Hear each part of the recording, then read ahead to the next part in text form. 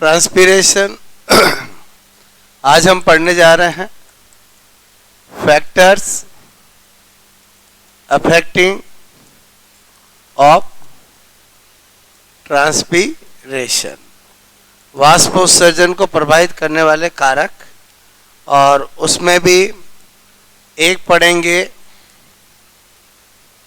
External factors और एक पढ़ेंगे इंटरनल फैक्टर्स। क्लियर? बाह्य कारक और आंतरिक कारक। तो पहला पढ़ने जा रहे हैं एक्सटर्नल फैक्टर्स। क्लियर? और एक्सटर्नल फैक्टर्स के अंदर नंबर 1 पहला है nature of light. Clear? Nature of light. Okay, nature of light से मेरा यहां पर क्या मतलब है? देखो क्या देखा गया है, अगर हम प्लांट पे मोनोक्रोमेटिक लाइट डालते हैं, मोनोक्रोमेटिक लाइट का मतलब एक रंग का प्रकाश, तो इधर से इधर जाते हैं तो आपको पता है लैम्डा क्या होता है? इंक्रीज होता है और एनर्जी डिक्रीज होता है, क्योंकि E=SC/λ होता है। रेड की वेवलेंथ ज़्यादा होती है तो उसकी एनर्जी कम होती है। इसका मतलब हुआ कि अगर आपसे कोई पूछे कि rate of transpiration, clear, rate of transpiration बोलो आपकी ब्लू लाइट में ज़्यादा होगी कि रेड लाइट में? क्लियर? तो मैंने कहा यार बोलो जिस लाइट के फोटोन में एनर्जी ज़्यादा होगी वही ज़्यादा ट्रांसपीरेशन कर पाएगा। तो किस में ज़्यादा होगी? बोलो ब्लू लाइट में। क्लियर? क्योंकि ब्लू लाइट की वेवलेंथ रेड से क्या है? कम है। वेवलेंथ कम है, एनर्जी ज़्यादा है। क्लियर? तो नेचर ऑफ लाइट समझ में आया। 4 ऑप्शन दे, 4 रंग की लाइट दे और पूछे किस में ट्रांसमिशन ज़्यादा होगा, तो कैसे सोचोगे आप? इसी तरह से सोचोगे कि जिसका लैम्डा कम उसकी एनर्जी ज़्यादा, उसकी इंटेंसिटी ज़्यादा, वो लाइट बोलो अच्छा ज़्यादा ट्रांसपीरेशन करेगा। इसी तरह से नंबर 2 मैंने लिखा यहाँ पर intensity. Clear? Intensity of light. Clear?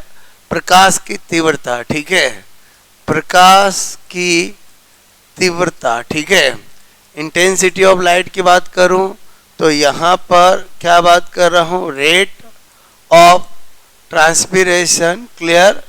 Transpiration is directly proportional to intensity of light. Clear? प्रकाश की तीव्रता की क्या है? डायरेक्टली प्रोपोर्शनल है। ये ज़्यादा तो ये भी ज़्यादा। क्लियर?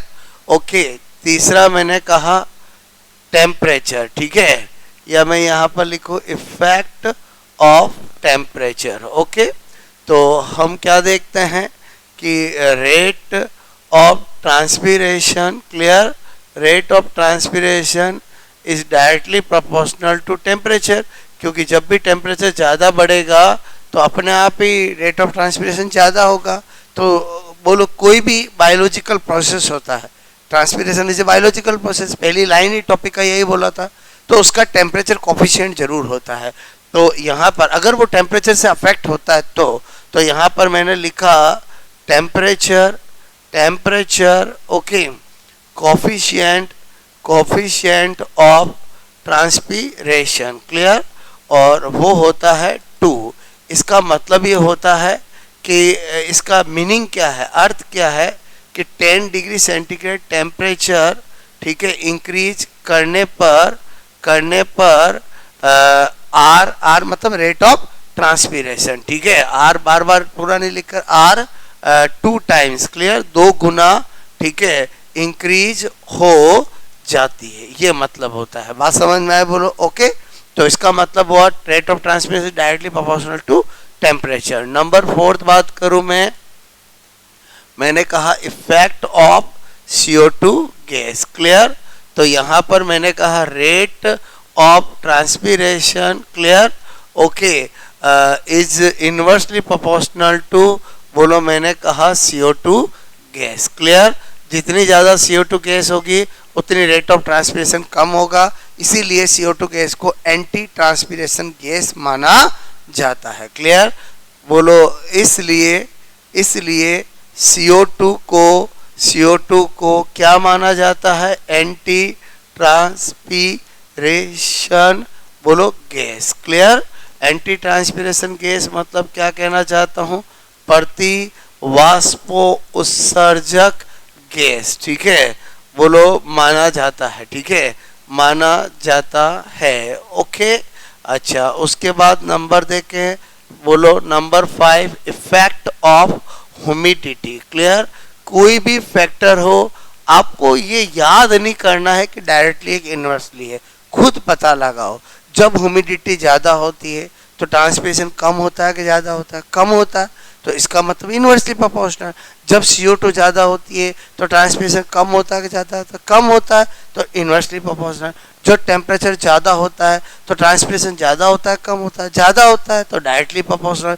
जब इंटेंसिटी ऑफ लाइट ज़्यादा होती है, इंटेंसिटी ऑफ लाइट का मतलब हुआ, कभी कभी हम ऐसा बोलते हैं आज तो कड़ाके की धूप है, क्या बोल रहा हूँ बोलो? ऐसा नहीं बोलते? तो यही तो क्या है बोलो? Intensity of light. बात समझ में आए? यही क्या है? Intensity of light. तो इसका मतलब हुआ इंटेंसिटी ऑफ लाइट ज़्यादा हुई तो रेट ऑफ ट्रांसमिशन ज़्यादा हुई, तो डायरेक्टली प्रोपोर्शनल। और नेचर ऑफ लाइट तो मैंने आपको समझा ही दिया है। क्लियर? आर्द्रता का प्रभाव। ठीक है, आर्द्रता का प्रभाव। ओके, क्या बोल रहा हूं मैं यहाँ पर? मैंने कहा rate of transpiration, clear, okay, is inversely proportional to humidity. Clear? बोलो इनवर्सली प्रोपोर्शनल टू ह्यूमिडिटी। ठीक है, आर्द्रता के क्या है बोलो? विथ कर्मानुपाती। क्लियर? कोई दिक्कत नहीं, बात समझ ना। उसके बाद और देखो मैं इंपॉर्टेंट, वो है velocity, clear, of wind. Clear? हवा का वेग। ठीक है, हवा का वेग। ओके, बोलो यहाँ पर देखो, ग्राफ से बता रहा हूँ, यहाँ पर लिख रहा हूँ रेट यहाँ पर लिख रहा हूँ वेलोसिटी ऑफ वाइंड। ठीक है, ग्राफ कुछ ऐसा मिलता है। ठीक है, ऐसा मिलता है। इस ये मुझे क्या बता रहा है कि हवा बढ़ेगी तो ट्रांसपिरेशन बढ़ेगा, हवा बढ़ेगी तो ट्रांसपिरेशन बढ़ेगा, क्योंकि ह्यूमिडिटी डिक्रीज होगी। सीधी सी बात है। कभी बोलो ह्यूमिडिटी होती है और एकदम हवा तेज चलती है, तो बताओ ह्यूमिडिटी कम होती है कि बढ़ती है? बोलो कम होती है, और हमें फील गुड अच्छा लगता है। लेकिन अगर हवा बढ़ के तूफान का रूप ले लेगी तो ट्रांसपिरेशन फिर क्या होगा? डिक्रीज होगा। अब यहाँ पर कारण, क्लियर, कि ऐसा क्यों हुआ ये तो हमें समझ में आ गया। बोलो, क्योंकि जब जब वेलोसिटी ऑफ वाइंड बढ़ेगी इनिशियली तो ह्यूमिडिटी घटेगी, और ह्यूमिडिटी इनिशियली घटेगी तो रेट ऑफ ट्रांसपिरेशन बढ़ेगी। बात समझ? ये तो यहाँ तक। यहाँ क्या हुआ कि हवा जब तूफान का रूप ले लेगी, हवा जब किसका रूप ले लेगी? तूफान का, तो रेट ऑफ ट्रांसपिरेशन डिक्रीज होगा। तो इसका बोलो, अगर कोई ये सोचे कि जब तूफान चलेगा तो हवा इतनी तेज चलेगी कि पेड़ की डालियाँ टूट जाएगी तो ट्रांसपिरेशन कम हो जाएगा। बात समझ में आए बोलो? लेकिन ये साइंटिफिक रीजन नहीं है। बोलो, साइंटिफिक रीजन नहीं है। साइंटिफिक रीजन क्या है कि जब बहुत ज़्यादा हवा का वेग होता है तो क्या होता है? प्लांट स्ट्रेस में आ जाता है। किस में आ जाता है? स्ट्रेस में। और प्लांट जब स्ट्रेस में आ जाता है तो स्ट्रेस हार्मोन रिलीज करता है, जिसका नाम है एस्पेसिक एसिड। जिसका नाम क्या है? एस्पेसिक एसिड। और एस्पेसिक एसिड क्या कर देता है? दिन में ही पोटेशियम हाइड्रोजन पंप को बंद कर देता है, और दिन में ही पोटेशियम हाइड्रोजन पंप बंद हो जाएंगे तो स्टोमेटा क्लोज हो जाएंगे, स्टोमेटा क्लोज हो जाएंगे तो रेट ऑफ ट्रांसमिशन डाउनवर्ड हो जाएगी। बात समझ में आए बोलो? क्लियर? इसीलिए ABA को एंटी ट्रांसपिरेशन हार्मोन माना जाता है। मैंने क्या बताया, समझ में आया बोलो? ये साइंटिफिक कारण है। क्लियर? ओके, तो रीजन क्या बता रहा हूं? इफ हाई, ठीक है, वेलोसिटी ऑफ वाइंड। क्लियर? जब बहुत ज्यादा होता है तो क्या होता है? प्लांट, क्लियर, इन स्ट्रेस। कोई सोचे सर प्लांट भी कभी स्ट्रेस में आता है? क्योंकि प्लांट का लिविंग बीन नहीं है, और प्लांट भी क्या है? लिविंग बीन है। प्लांट के भी घाव होता है, प्लांट के भी घाव भरता है। बात समझ में? प्लांट भी बीमार होता है, प्लांट को भी बैक्टीरियल डिजीज हो जाती है। प्लांट मतलब एवरीथिंग जो हमारे में होता है वो सब कुछ प्लांट को होता है। बात समझ ना? बस प्लांट बोलता नहीं है। बात समझ ना? और प्लांट एक जगह से दूसरी जगह जाता नहीं है। बोलो बोलो हायर। बात समझ? लोअर तो फिर भी चले जाते हैं। Clear? Okay, plant in stress, तो उससे क्या होगा? ABA। क्लियर? मैंने कहा स्ट्रेस हार्मोन, क्लियर, रिलीज, और ABA रिलीज होगा ABA जानते हो, एस बेसिक एसिड। तो आपसे मैं कहूँ ये क्या करेगा, पोटेशियम हाइड्रोजन पंप, क्लियर, बोलो क्लोज, ठीक है, इन, बोलो डे, दिन में ही क्या कर देगा, बंद कर देगा। क्यों कर देगा, क्योंकि होता कैसा है, बोलो एंटी ट्रांसपीरेशन हार्मोन है, क्लियर, एंटी ट्रांसपीरेशन हार्मोन है, क्लियर। तो इसका मतलब हुआ जैसे ही स्टोमेटा दिन में क्लोज हो गया तो रेट ऑफ ट्रांसपीरेशन क्या हो जाएगी, डाउनवर्ड, क्लियर, एकदम क्या हो जाएगी, डाउनवर्ड। और यही मैंने यहाँ पर आपको बताया, ये सारे क्या थे, एक्सटर्नल फैक्टर, क्लियर, ऐसा समझ में बोलो आपको, ठीक है।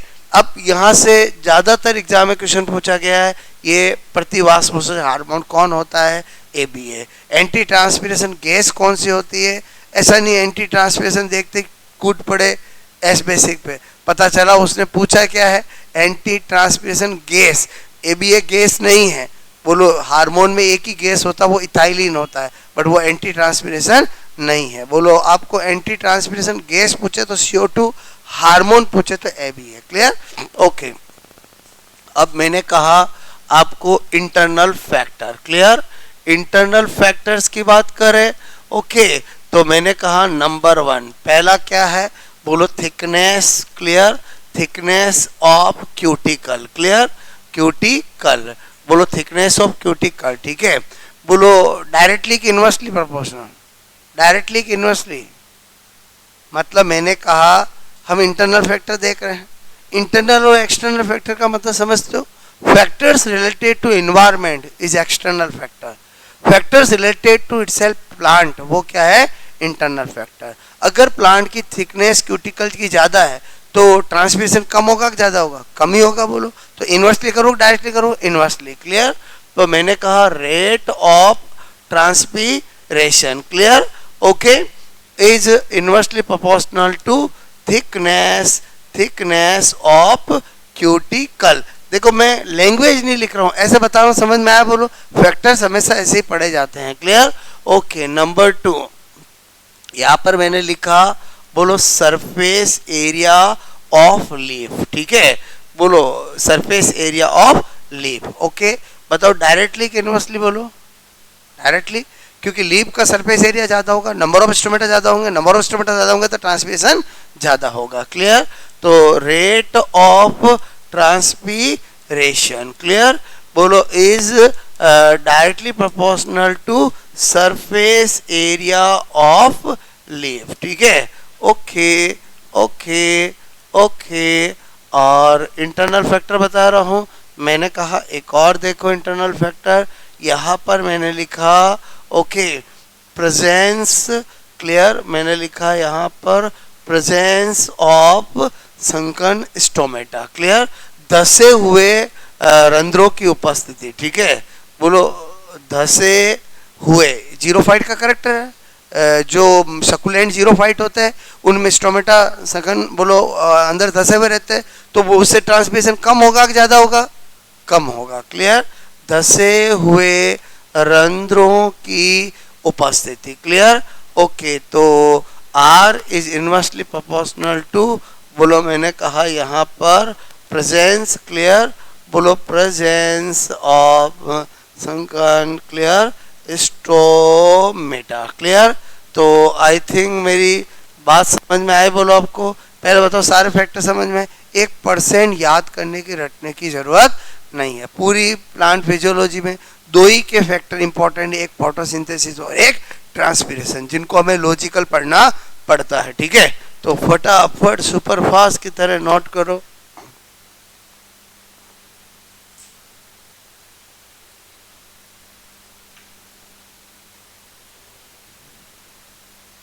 क्या गुड़िया,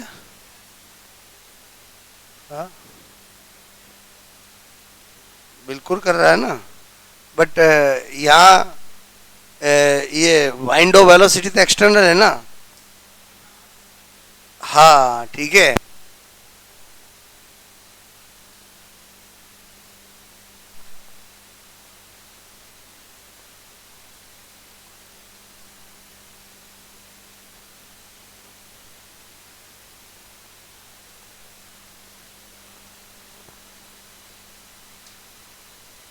मैंने कुछ बताया समझ में आया बोला आपको? Okay, very easy.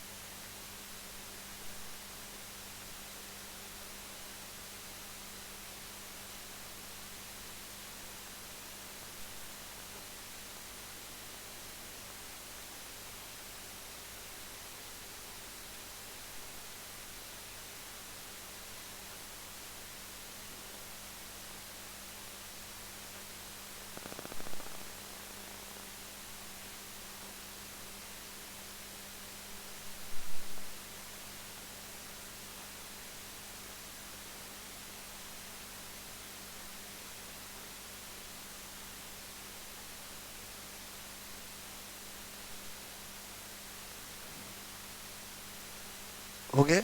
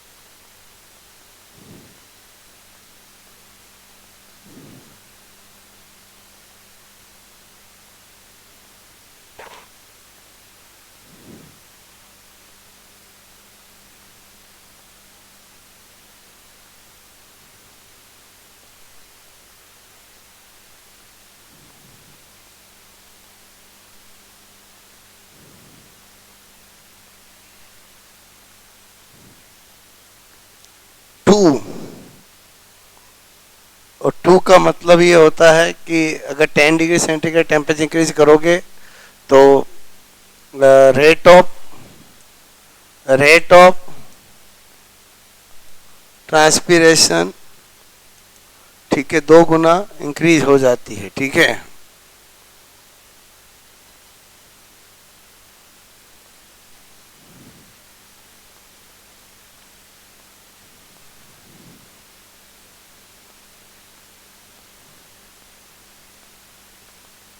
Rate of transpiration increase 2 times. ठीक है,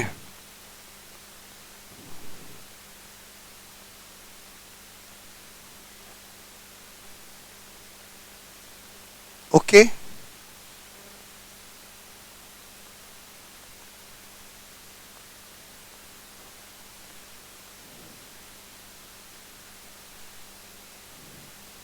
हो गया, ठीक है।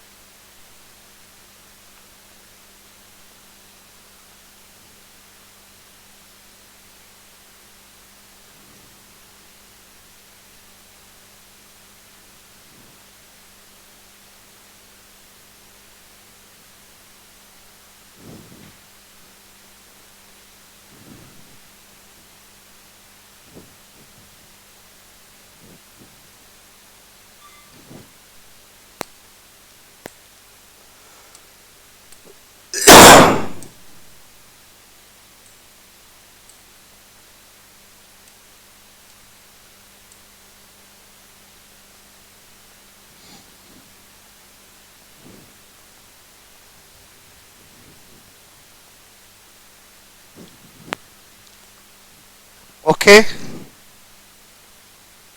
हो गया, बोलो।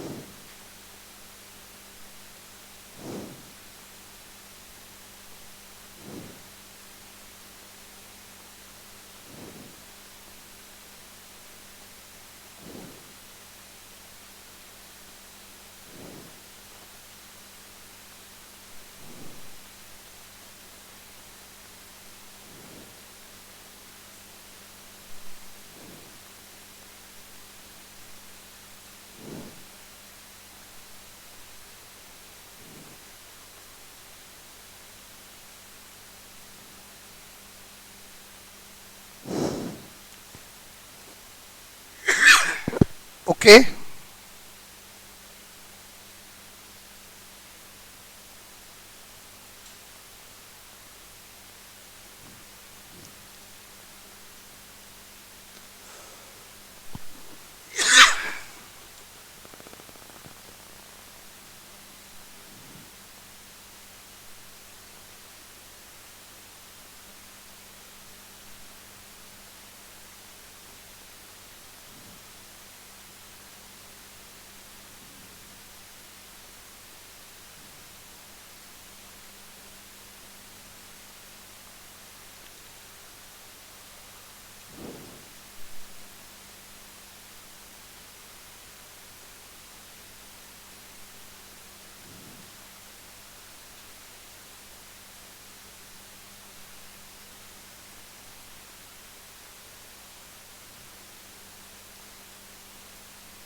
ये आया समझ में, बोलो।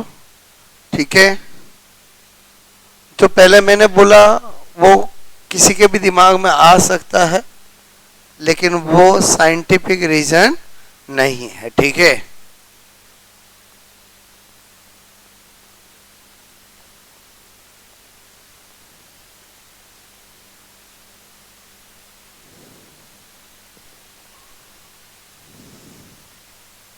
ये एक्सटर्नल फैक्टर थे। ठीक है,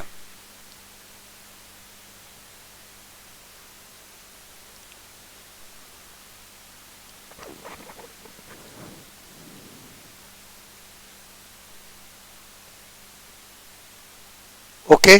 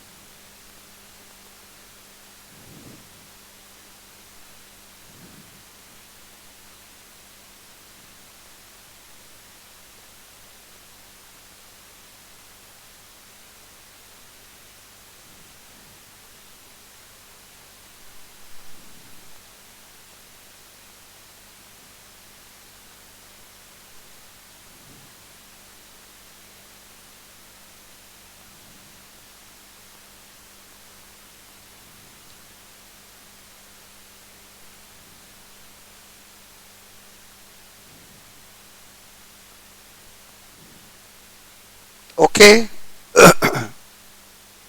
तो एक्सटर्नल इंटरनल फैक्टर समझ में आया बोलो। अब क्या देखना हमें, profit and loss of transpiration. मतलब ट्रांसपीरेशन ऐसी फिनोमिना है जिससे प्लांट को फायदा भी है और नुकसान भी है। तो क्या क्या फायदे हैं, क्या क्या नुकसान है, ठीक है, ताकि हम कुछ एक दो स्टेटमेंट है इंपॉर्टेंट वो निकाल पाए।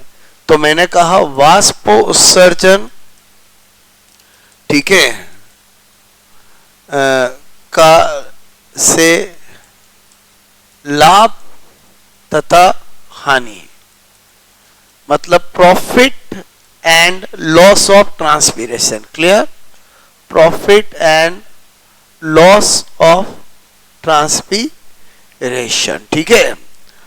ओके, पहले लाभ का देखते हैं, क्या क्या लाभ होता है। ये लाभ और हानि किसको, अपने को कि प्लांट को? प्लांट को। क्लियर। नंबर 1 पहला लिखा मैंने, हेल्प इन वाटर एब्जॉर्प्शन। बिल्कुल, हमने जब वाटर एब्जॉर्प्शन पढ़ा तो मैक्सिमम वाटर एब्जॉर्प्शन के लिए रेस्पॉन्सिबल ट्रांसपीरेशन पूल ही था, ठीक है। पहला समझो कि जल अवशोषण में सहायक, help in ascent of sap. Clear, रसारोहण में सहायक। और देखो कूलिंग इफेक्ट,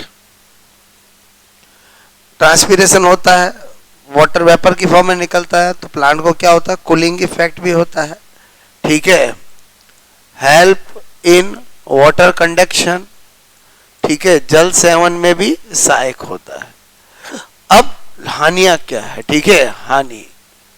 नंबर 1 पहला ड्राइनेस, अगर ड्राइनेस सूखता आएगी बोलो। Clear, okay. दूसरा वाटर लॉस।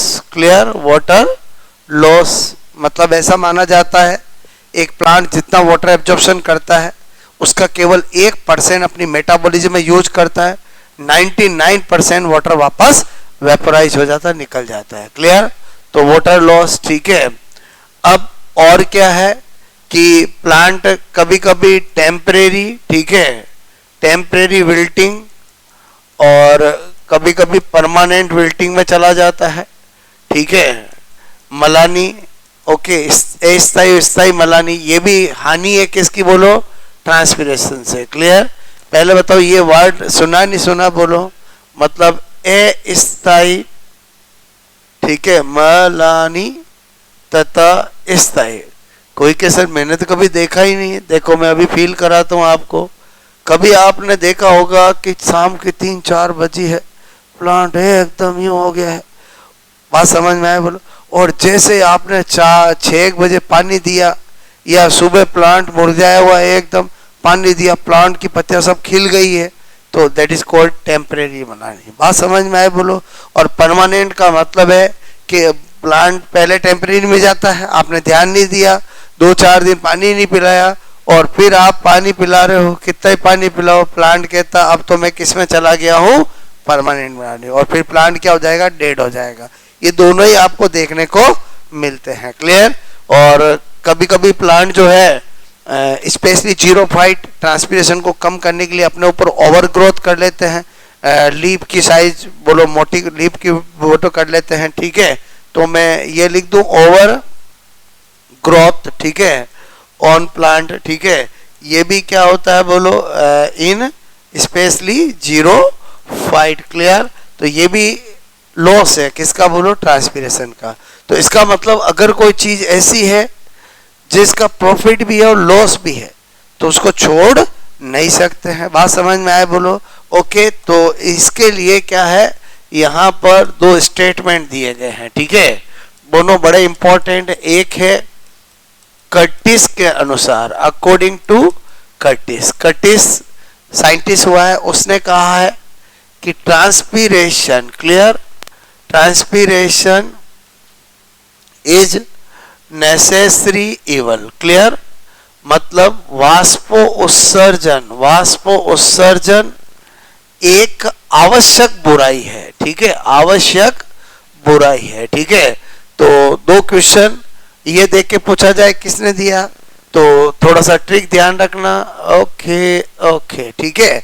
अब मैंने कहा दूसरा है स्टीवर्ड क्लियर के अनुसार इसने भी क्या बोला कि transpiration clear, transpiration okay is unavoidable evil clear, एक ऐसी बुराई है जिसको छोड़ा नहीं जा सकता। चीज वही है, कहने का अपना अंदाज है, सेंटेंस है, ठीक है। वाष्पो उत्सर्जन, ठीक है, एक ऐसी क्लियर ऐसी बुराई है क्लियर है जिसे जिसे जिसे जिसे छोड़ा नहीं जा सकता है। इन दोनों स्टेटमेंट को बताने के लिए ही मैंने आपको ये बताया है। बात समझ, नोट करोगे? आई बात समझ? बोलो। एक की ट्रिक बना ली कि नेसेसरी वर्ड जिसमें आएगा वो कर्टिस की होगी, तो दूसरा अपने आप ही स्टीवर्ड का हो जाएगा। या तो रट लो या कुछ दिमाग में रखो, ठीक है।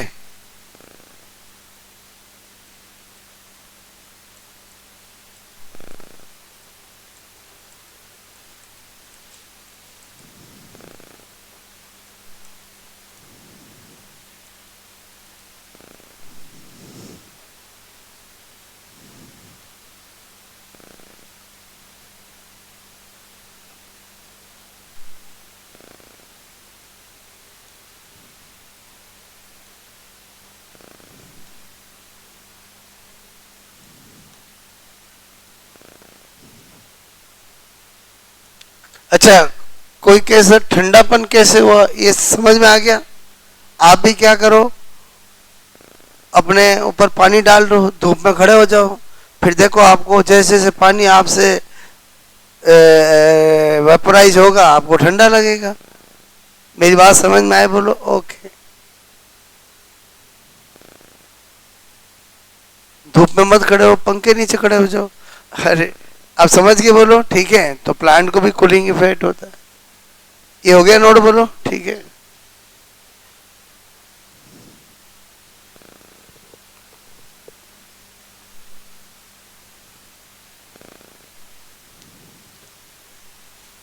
ओके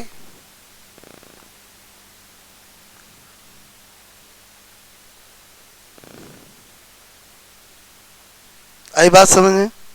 वो स्टेटमेंट में 4 क्वेश्चन बनते हैं। कटिस ने क्या स्टेटमेंट दिया, ट्रांसपीरेशन एनालिसिस रिवल किसने कहा, स्टीवर्ड का स्टेटमेंट, मतलब 4 क्वेश्चन बनते हैं।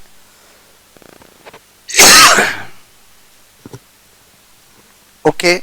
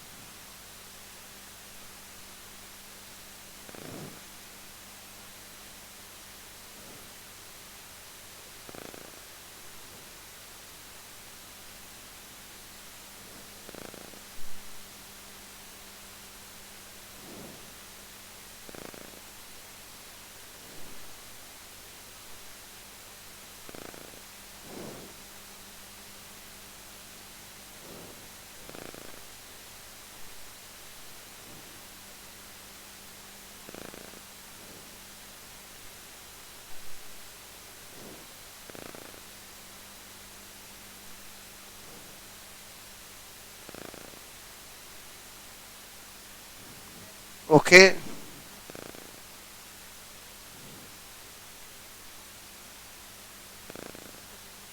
ठीक है।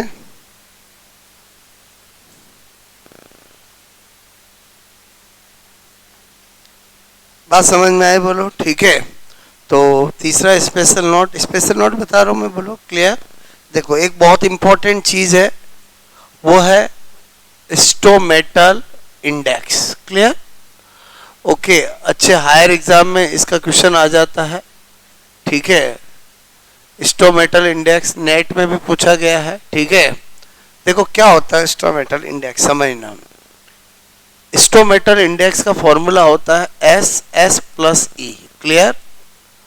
और in percentage, clear, in percentage stomatal index is equal to S S plus E multiply 100%, clear. Okay, यहाँ एस क्या है और ई क्या है, ठीक है। तो एस का मतलब होता है number of stomata, clear, number of stomata, number of stomata, ठीक है। मतलब लीफ जो होती है उसके पर यूनिट एरिया में, number of stomata per unit area of leaf, ठीक है। क्या लिखा मैंने, बोलो, लीफ, ओके, के एकांक क्षेत्रफल में, लीफ के एकांक क्षेत्रफल में रंध्रों की संख्या, ठीक है। ओके, क्वेश्चन कैसा आता है अभी मैं आपको करके बताऊंगा। ई क्या है, number of epidermal cells per unit area of leaf, ठीक है। लीफ के एकांक क्षेत्रफल पर उपत्वचीय कोशिकाओं की, मतलब अधिचर्मीय कोशिकाओं की संख्या, ठीक है। अब ये मैंने आपको लॉजिक बता दिया।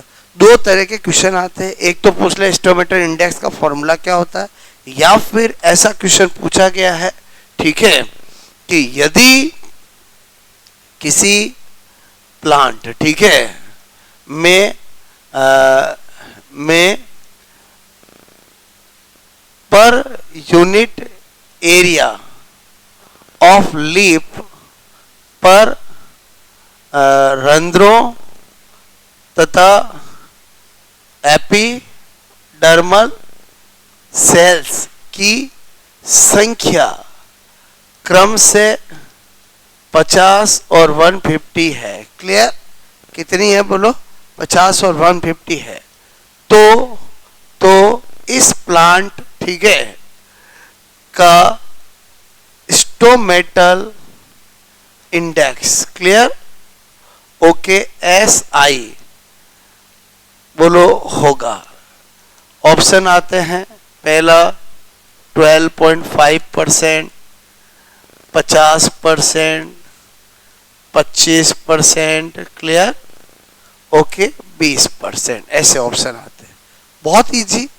आपको गिवन क्या है, एस गिवन है 50, ई गिवन है 150, स्टोमेटल इंडेक्स का फॉर्मूला होता है एस प्लस ई मल्टीप्लाई 100, अगर परसेंटेज में दे रखा हो तो बोलो 50 प्लस 150 मल्टीप्लाई 100, तो 50 बोलो 200 मल्टीप्लाई 100, काटा काटा, और 25%, क्लियर। कभी भी कर सकते हो, वेरी इजी। आया समझ में, बोलो आपको क्लियर, तो नोट करोगे, ठीक है। आया समझ में, बोलो, ओके।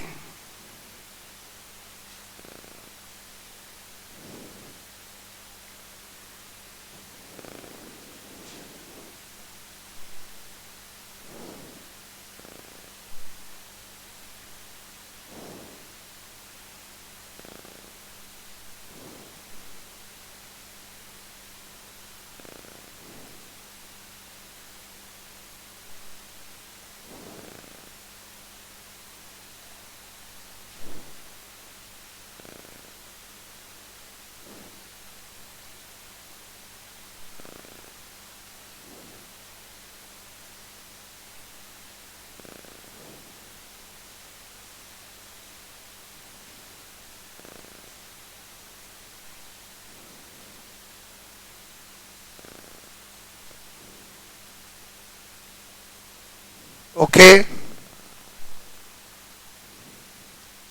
कल आरपीएससी ने सीटों का क्लासिफिकेशन दिया है, ठीक है। आफ्टर इलेक्शन, मतलब कितनी बताई मैंने आपको सीटें, 21, 10,000 आएगी।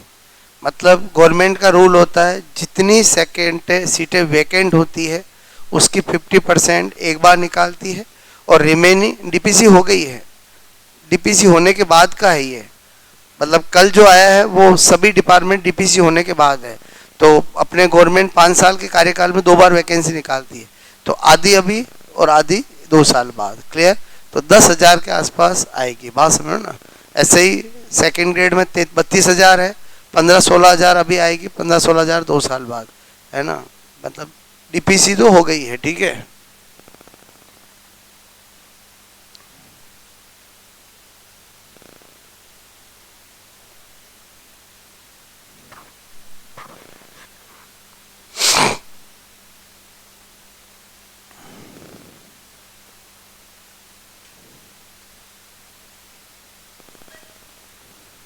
ओके,